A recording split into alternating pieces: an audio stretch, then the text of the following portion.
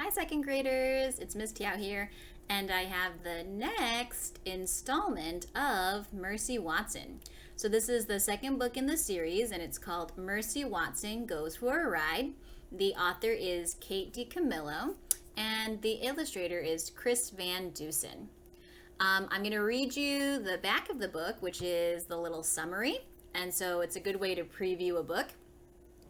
And it says, Mr. Watson and Mrs. Watson have a pig named Mercy. Every Saturday, Mercy and Mr. Watson go for a ride in Mr. Watson's convertible.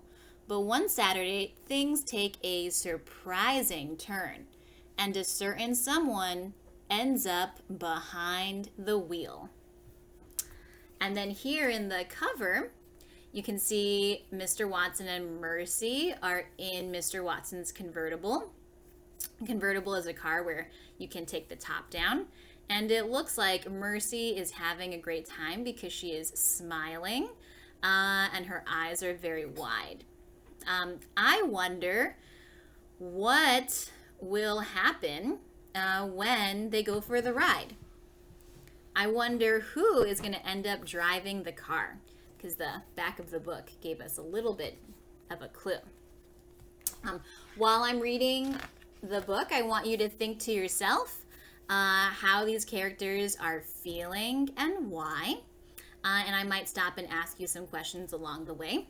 And today I'm only going to read half of the story, and next week I'll read the next half to you. Mercy Watson goes for a ride. Chapter 1. Mr. Watson and Mrs. Watson have a pig named Mercy. Every Saturday, Mrs. Watson makes a special lunch. Time for our little Saturday something, Mrs. Watson says. You've outdone yourself, Mrs. Watson, Mr. Watson says. Oink, says Mercy. Remember, she loves that buttered toast. Every Saturday after lunch, Mr. Watson goes outside. Mercy follows him. They stand in the driveway. Together, they admire Mr. Watson's convertible. Are you ready? asks Mr. Watson. Oink, says Mercy. Mr. Watson opens the passenger door. Mercy hops into the car. She sits behind the wheel. She snuffles contentedly. That means she snuffles in a happy way. Chapter 2. Ha, ha, ha, says Mr. Watson every Saturday. You, my dear, are a porcine wonder, but even porcine wonders cannot drive cars. Mr. Watson gently pushes Mercy toward the passenger seat, but Mercy does not move. She doesn't want to sit in the passenger seat. Mercy wants to drive. Ha, ha, ha, says Mr. Watson again. He pushes less gently. Scoot over, my dear. Mercy doesn't move. Help me, Mr. Watson calls out. Every Saturday, Mrs. Watson steps outside.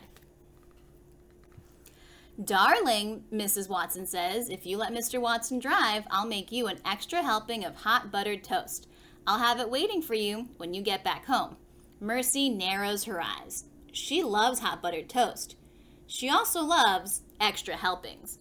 Slowly, very slowly, she moves over to the passenger side. What a dear, says Mrs. Watson. She claps her hands.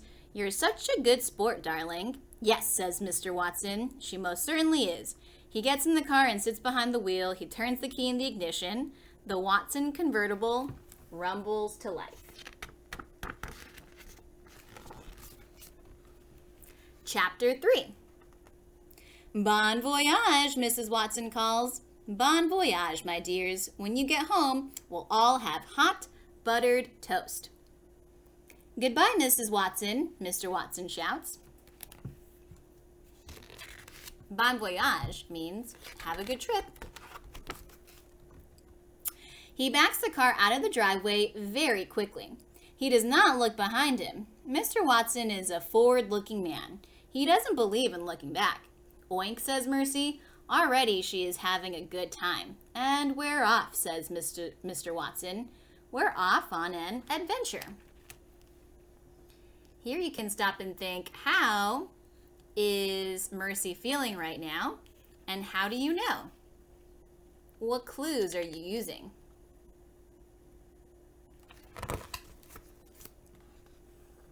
Chapter 4.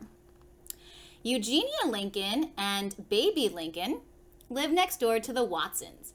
Every Saturday, the Lincoln sisters watch Mercy and Mr. Watson back out of the driveway. Every Saturday, Eugenia is displeased. Mr. Watson is a very bad driver, she says. He's a menace behind the wheel. A menace is like a troublemaker. Yes, sister, says baby.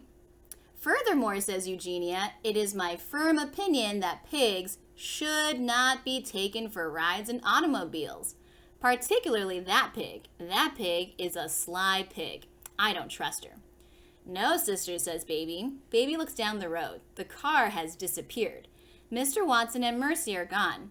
Folly, says Eugenia Lincoln. She shakes her fist. It is folly, I say.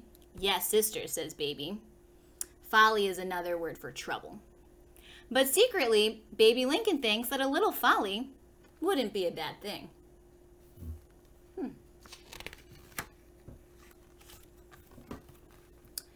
Chapter 5. One Saturday, Mrs. Watson made a special lunch. After lunch, Mr. Watson and Mercy went outside. Everything happened just as it always did every Saturday on Decawoo Drive. So you can see there.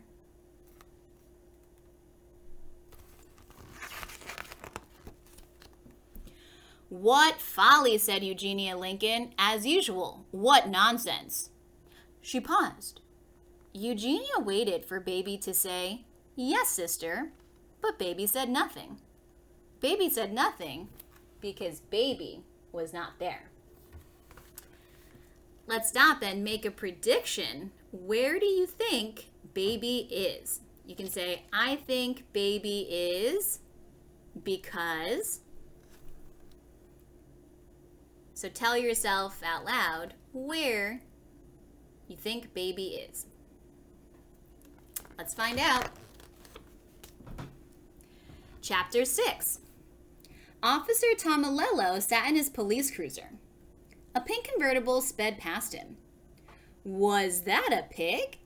Officer Tomalello asked himself. Yes, it was, he answered himself. That most certainly was a pig.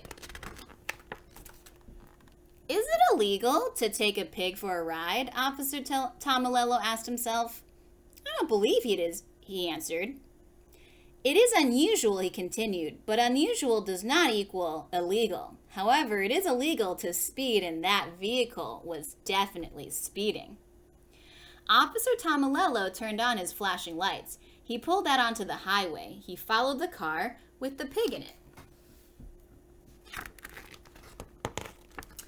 And this is chapter 7, the last chapter I will read before I stop. In the car with the pig in it, the pig was having a very good time. The wind was tickling her ears, the sun was warm on her snout. Even though she was not the one behind the wheel, Mercy was happy. Mr. Watson was happy too. There's nothing like a fast drive to clear the mind, he shouted. Isn't that right, my dear? Oink, said Mercy.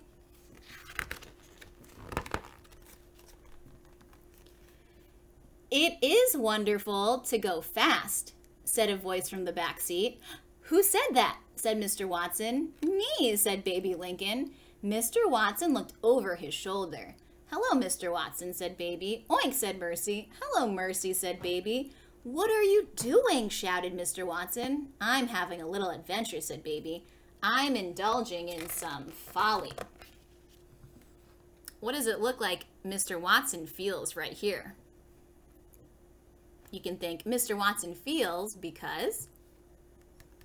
Use the clues in the pictures to help you.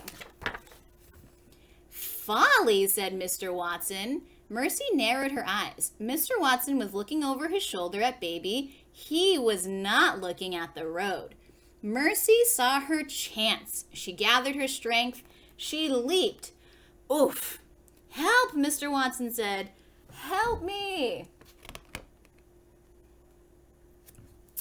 How do you think Mr. Watson feels here?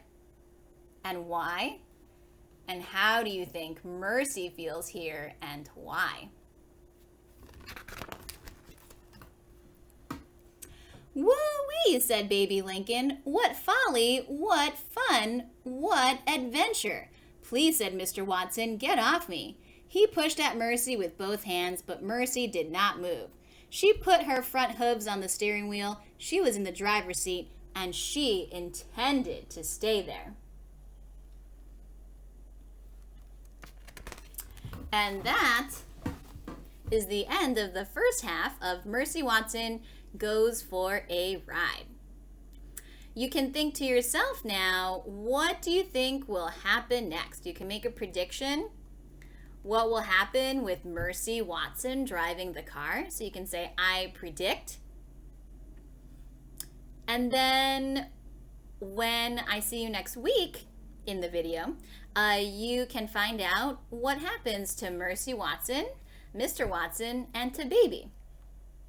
I hope you guys enjoyed it, and I'll read the next half next week. Bye!